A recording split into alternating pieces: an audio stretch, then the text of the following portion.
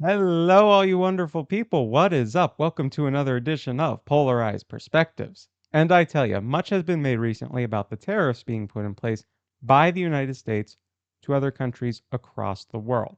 So I'm here to break down what a tariff is and what it does for a domestic country who places the tariff. Let's start with some fundamental economic principles. Now, I love economics and I love exploring economics and politics and policy, so this is right up my alley. So, on the y axis, you can't really see it at the top, but that's the price of a good on the y axis. Now, on the x axis, going straight across, that is quantity of a good.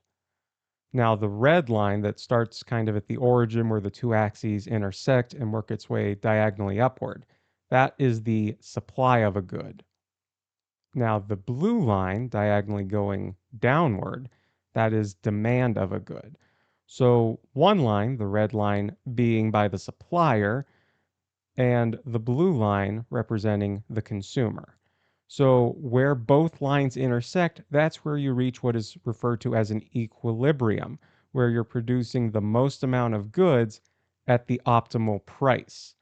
If a producer makes too many goods that people are not buying, you get a deadweight loss because you lose money on those products not being sold. So if you imagine the red line shifting to the right a little, the equilibrium point would be that you're producing too many goods at a lower price. Similarly, if people are buying the goods en masse and the producers are not making enough, you're also not producing the most amount or the optimal level of goods because then you're losing money because you would have made more had you produced more as a result of demand. So the main thing to keep in mind here is that you want to reach the equilibrium point where you're able to produce the most amount of goods while making the same price or being able to optimize the amount of money you make, but you also don't want to make too much because then you end up losing money. So this is basic supply and demand. Here's where things get chaotic. I have introduced a tariff to our basic supply and demand graph, as you can see. Now, a tariff is just a tax on imported goods with the purpose of reducing imports and encouraging domestic spending. There's a lot more to it than that, but that's the bare basis, bare minimum definition of what a tariff is and what it's intended to do. So you see price on the y-axis, you see quantity on the x-axis, you see the blue line for demand, you see the red line for supply. Okay, we've introduced two new lines. A bottom line for world pricing of a good, that's a lighter purple, and the upper horizontal line, when a tariff is introduced, what happens to that price. Why did I choose two different shades of purple? I have no idea. Let's just roll with it. Now, let's say you have a product, and it can be any product. Let's just say they're widgets. What's a widget? It's a fictional product. It doesn't matter. Yeah, it doesn't matter. Tell that to the bank. I hope someone got that reference. Anyway, let's just say you have any product. That lighter purple line, the bottom line that says for pricing of the world, that's the current price when it's being exported to another country and that country accepts it as an import. When a tariff is placed, it shifts upward from that lighter purple horizontal line to the darker purple horizontal line. So when the tariff is put in place and a country accepts that import, that is the new amount that they are charging, that dark purple line that says tariff. That's now what they are charging for that good. And so what does it do? You see the difference between the lighter purple and the darker purple line, kind of towards the middle where it says government revenue.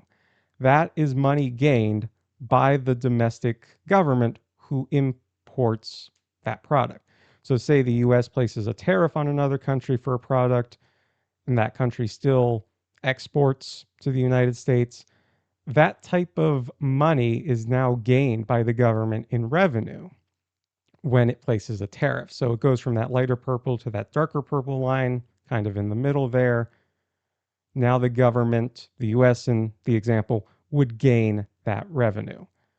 And as a result, as you can see kind of on the left-hand side, like left of the red line, and also in between the two purples, where now production for the domestic company producing certain goods will now also increase as a result. And now, because that's supposed to encourage more domestic spending.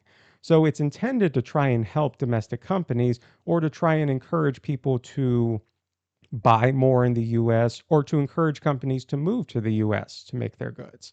So that's what it does. However, as a result, also, you see the two deadweight losses kind of like in the triangles, kind of adjacent to the purple lines as well. You see where I write DWL. That stands for dead weight loss. That's a loss of efficiency because now you've placed a tariff on goods. They're going to cost more for people. People are unable to buy at the quantities that they used to. Let's turn our attention to the bottom now where it says quantity. And you see where I have Q1, Q2, Q3, and Q4. Those are different quantity points. And so it's kind of rough to work through it and to kind of make sense of it all, but I'm going to try to for you. So you see where the world price, the lighter purple line, is in relation to the downward sloping blue demand line. So where they intersect is Q4, quantity 4. When the tariff is put in place now, it goes to Q3, quantity 3.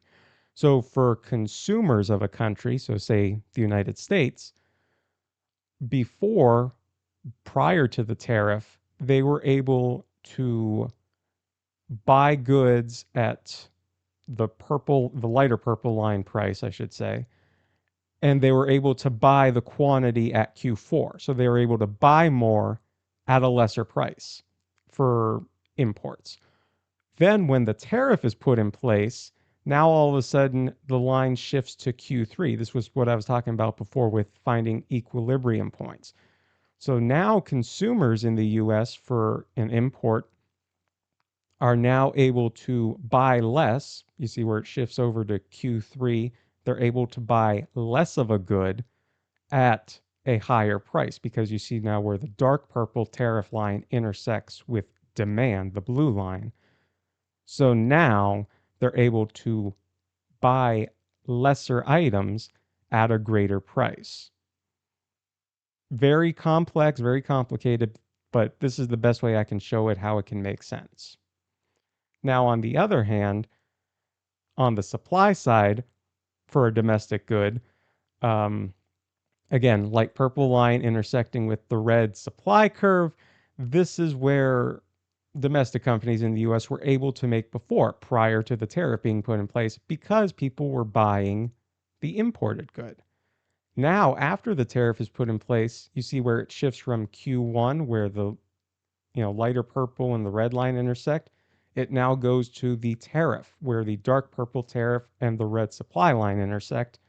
So now Q2. So on the consumer side, you see the consumers, you're able to buy less imports at a higher price. Now, suppliers in the US are able to produce more, but they also benefit from the tariff because they're able to charge the same price and encourage people to buy their good. So this is the, I guess, theoretical approach as to what a tariff does and what it's supposed to do. I hope you enjoyed this edition of Economics Gone Wild. I mean, polarized perspectives. If you did, please do me the biggest of favor and smash that like button, please. It means a lot to me. And please subscribe. That way you know when I upload a new video, go live, upload a new short, all that fun stuff.